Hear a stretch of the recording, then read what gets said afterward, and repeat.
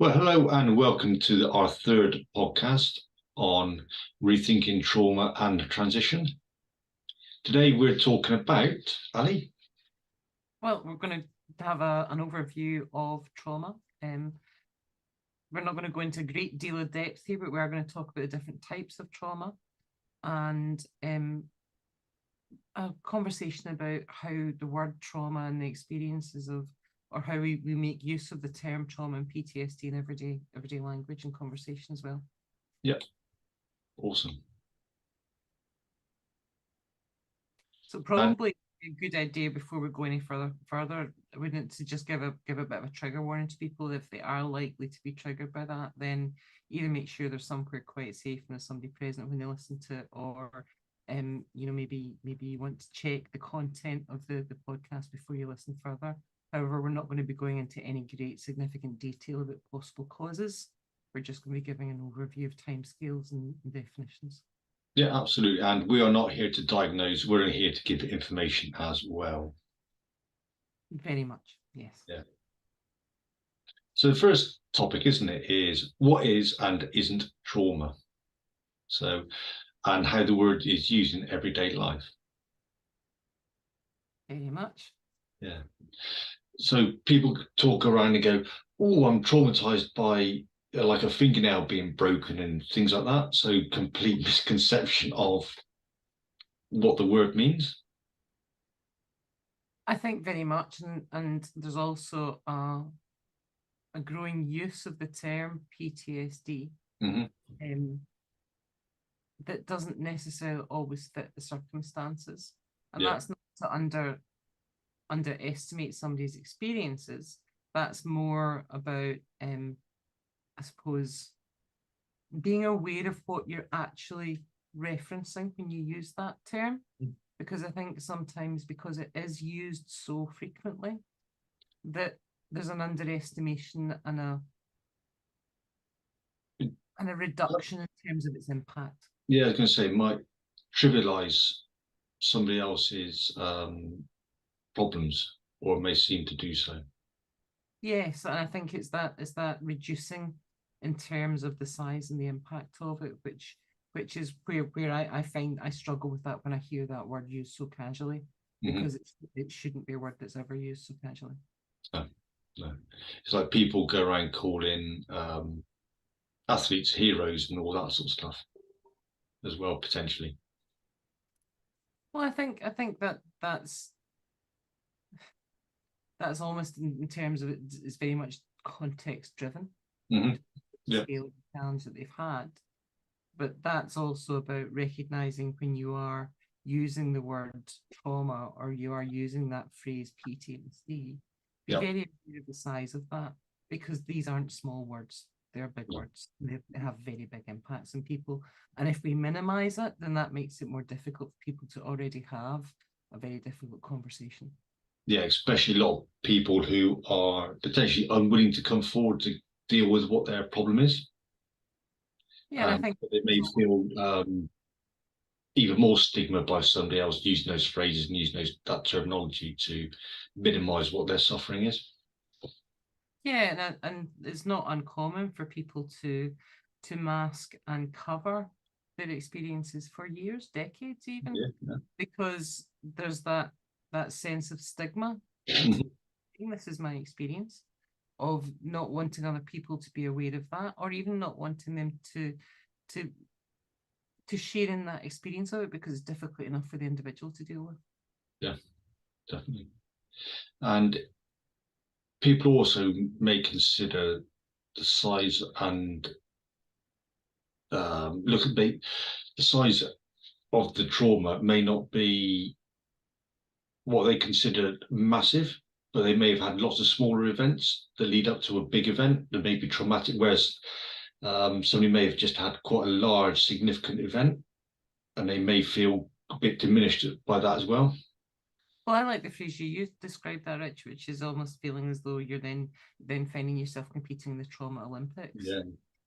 And that sense of, actually, is my experience significant enough to merit this, or is that something that I actually almost should be ashamed of claiming? when in actual fact, the thing about that it's always to remember that it's not about the size of the event, it's the size of the response. Yeah, and it's the impact that event has on that particular individual as well, and also all the other people that that individual has regular contact with as well. And I think this is important to bear in mind, is that when we talk about trauma, when we talk about PTSD, complex PTSD, all of these affect not just one person, but every person they come into contact with. And sometimes those people that they're in contact with might not even be aware that that's the case. They just are experiencing or witnessing certain behaviors that they might not understand, responses that they don't understand. And then they're struggling to rationalize what's going on there. And that again then adds the stigma, that sense of withdrawal, sense of isolation, sense of being unable to actually talk about what you're experiencing. Yeah, because it might be like, oh, Uncle Joe, he's playing up again.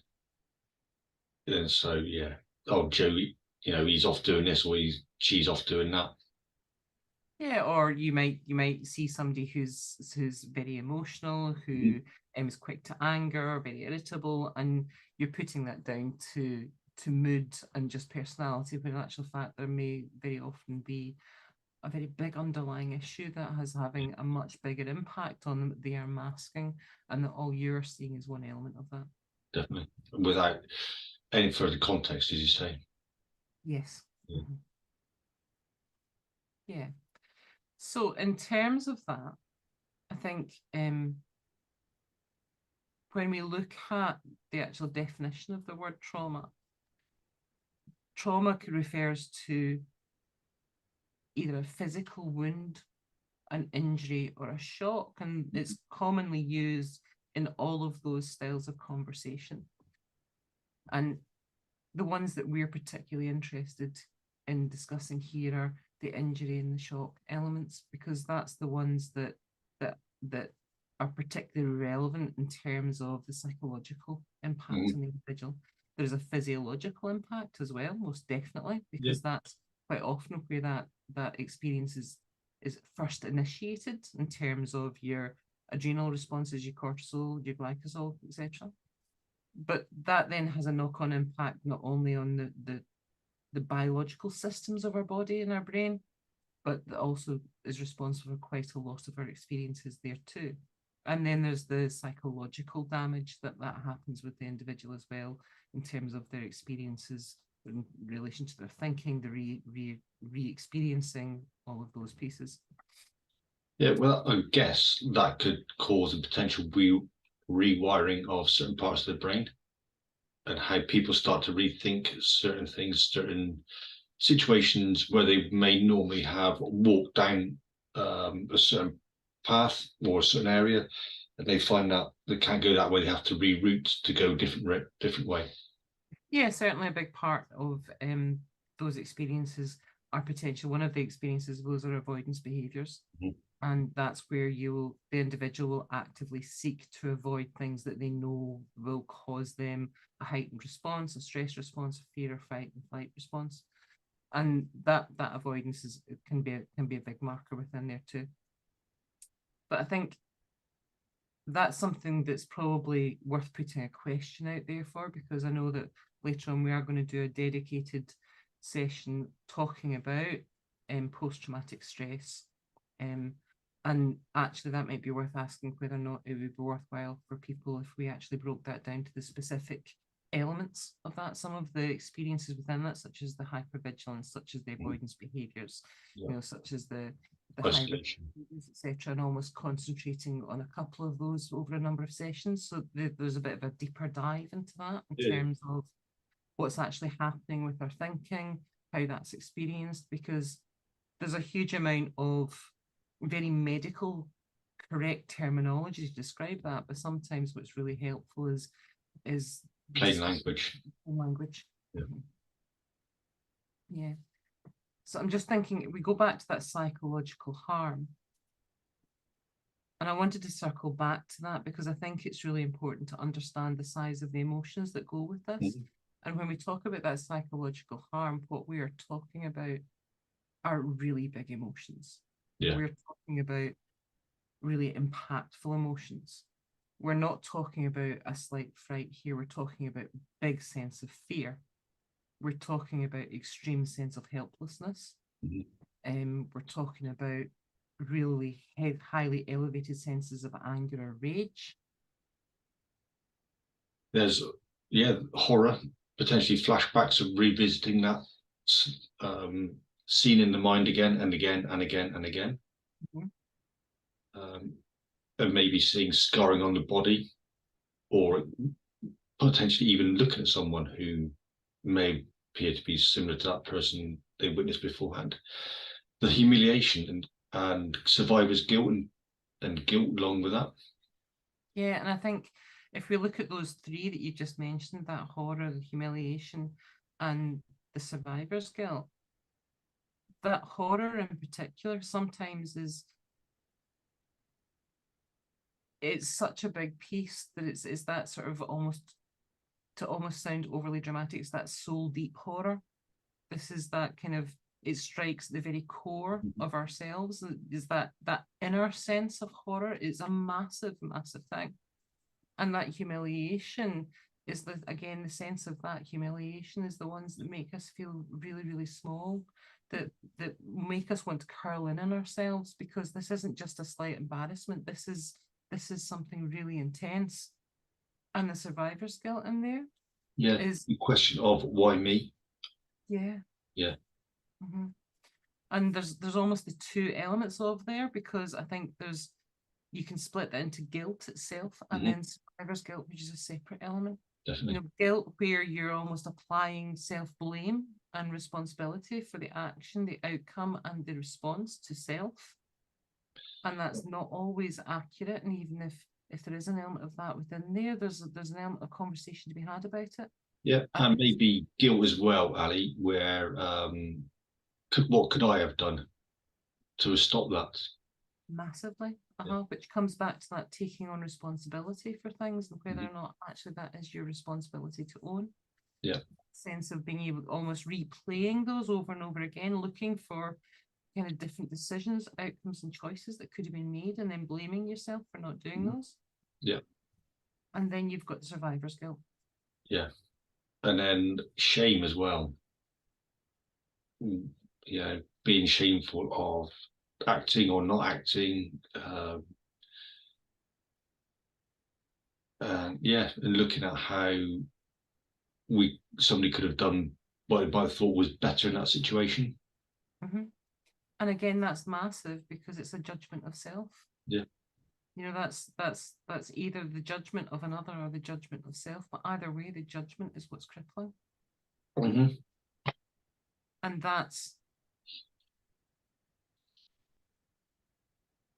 it's almost like that continual self-punishment for the outcome and for the action and for the event.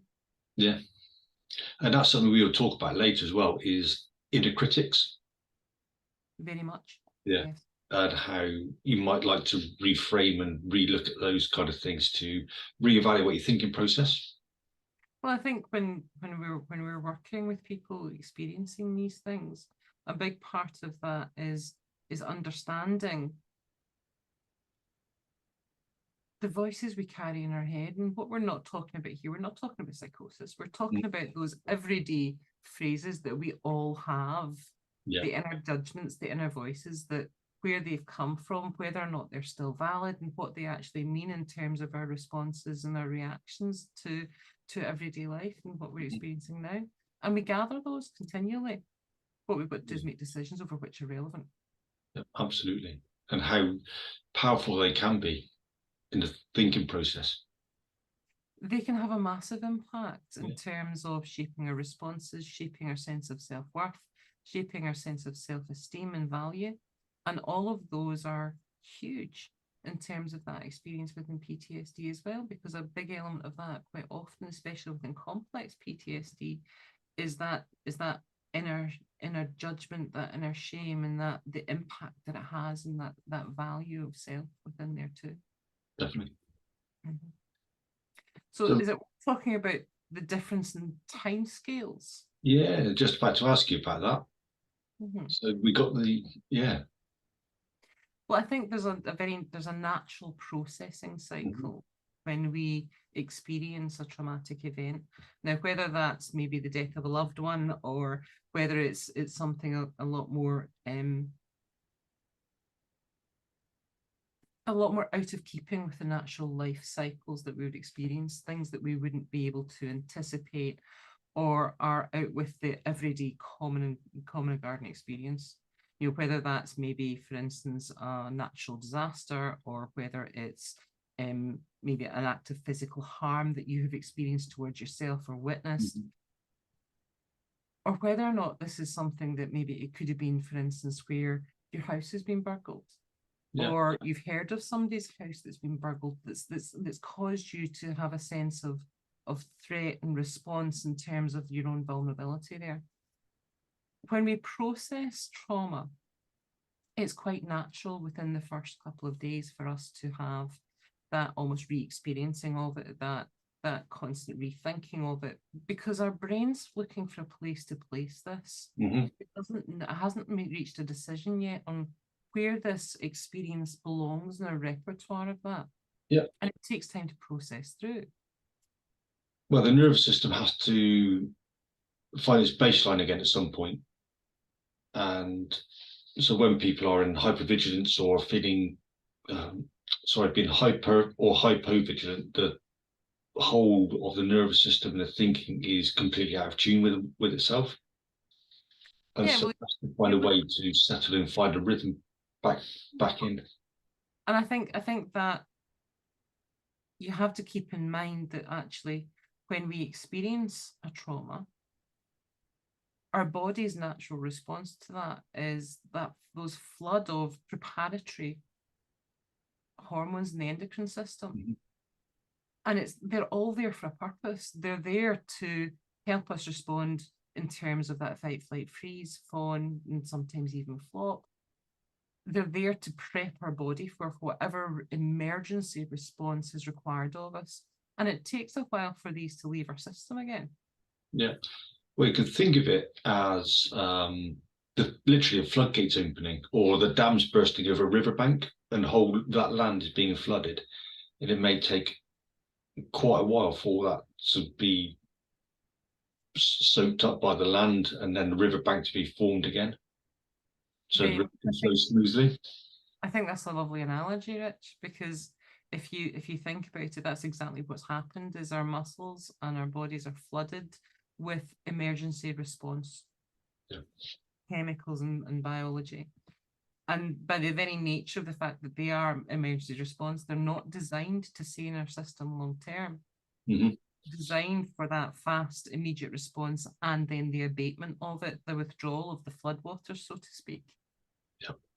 And that means that you get some very immediate short-term responses. So things like you might find that you've got flushing of the skin, you might find you've got the shakes and the tremors.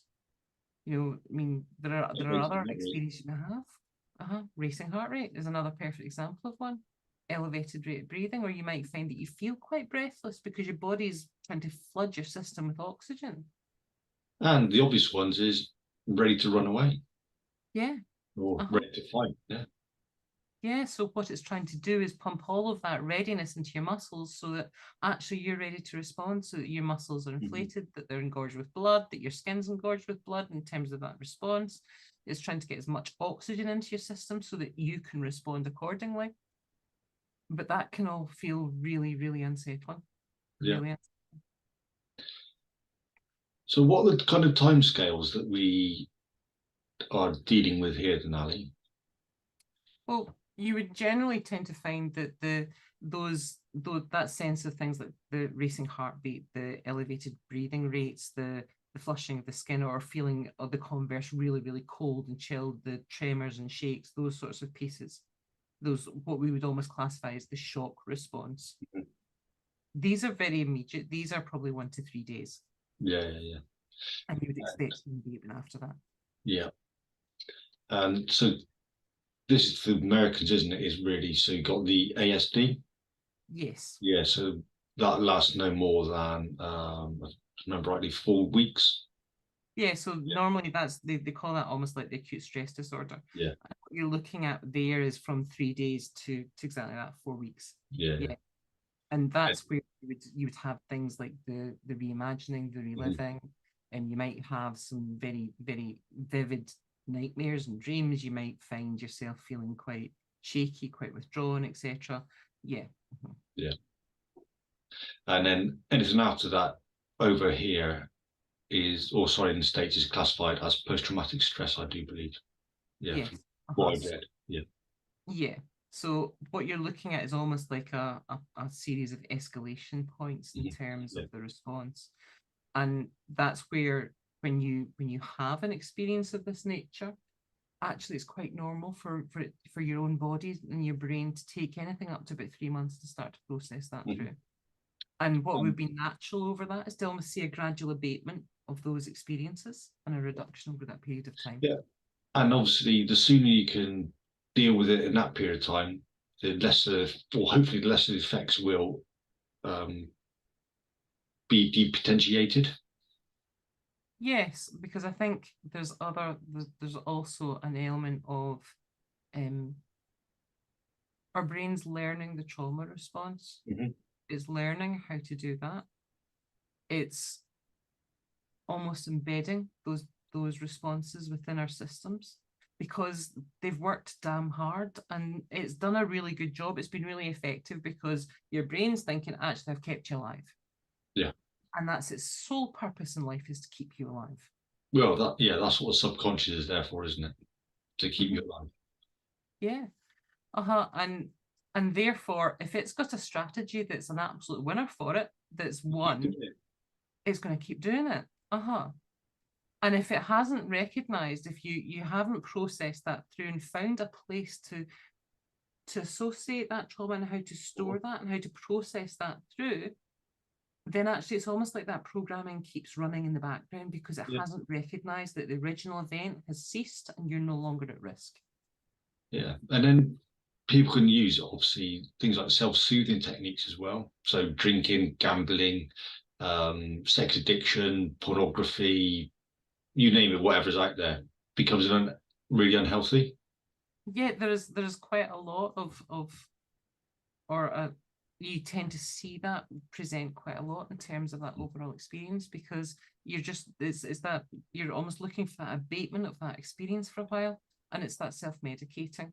And that can sometimes drive us to find outlets for the feelings that we've got, for those feelings of shock, for those feelings of restlessness or that hyper arousal piece. Just to potentially numb for a short period of time to get over what that thing is for a few minutes, a few hours.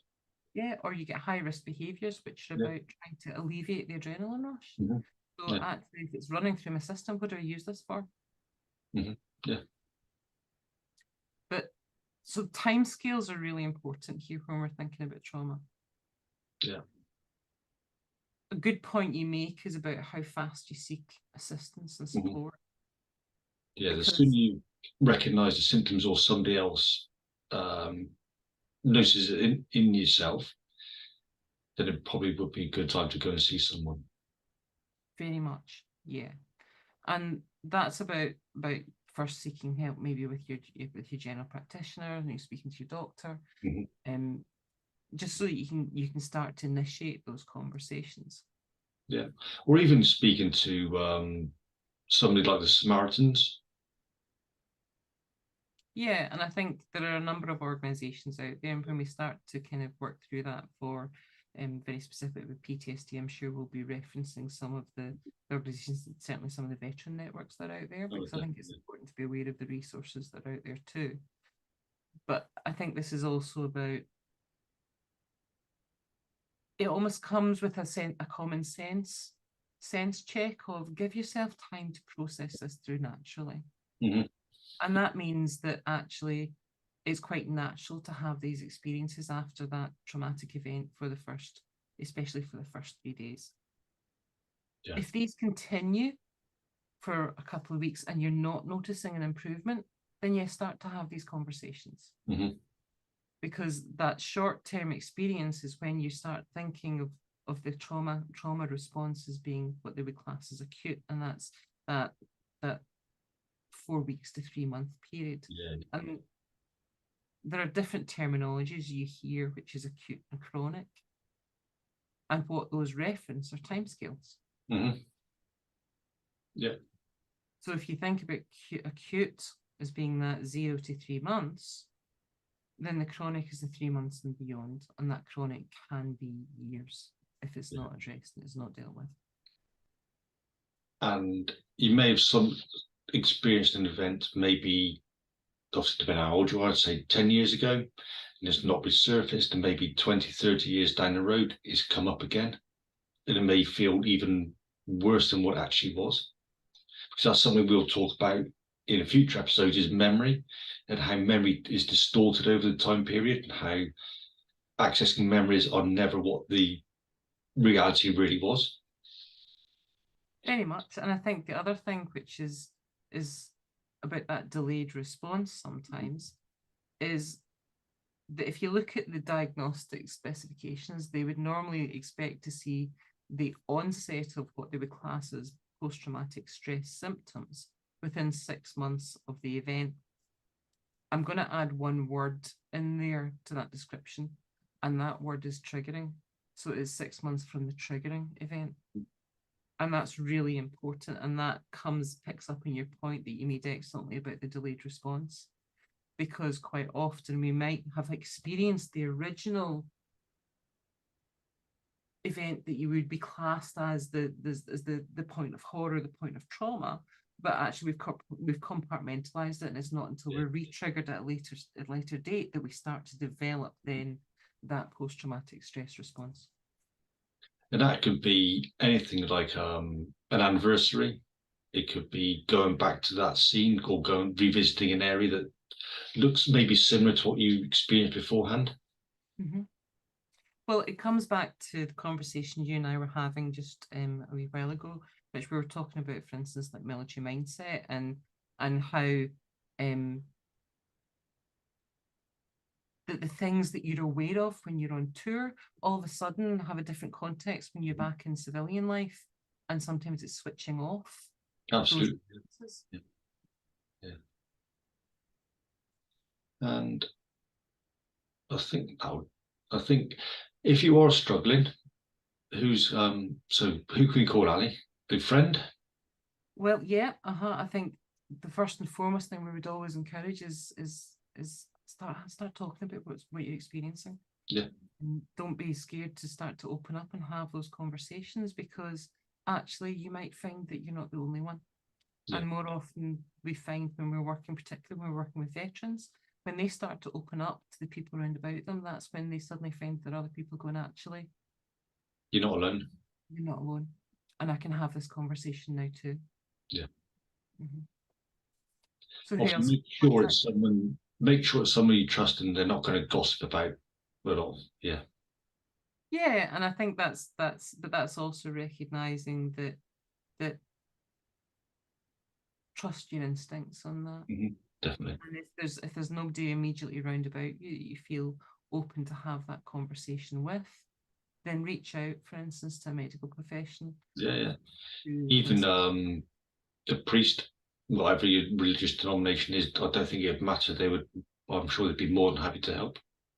Yeah. And I think the important part is starting that conversation. Yeah. And if once you start that conversation, once you've actually started to open up, then that's when all of a sudden you may well find that there's more resources and more support available for you than you maybe realised, because that's the important part. Yeah, you're not alone. And we've also got, as I mentioned earlier, the Samaritans, and the number is 116123. That is 116123. Yeah, very much. And worst comes to worst, and if you feel that you are in crisis and you can't get through either to a friend, a loved one, or to your GP, and you can't wait, and please go to your accident and emergency unit. Yeah, awesome. Well, thank you very much for listening. Yeah.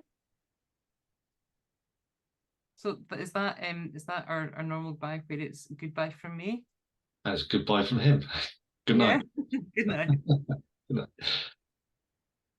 Yeah, where are we now?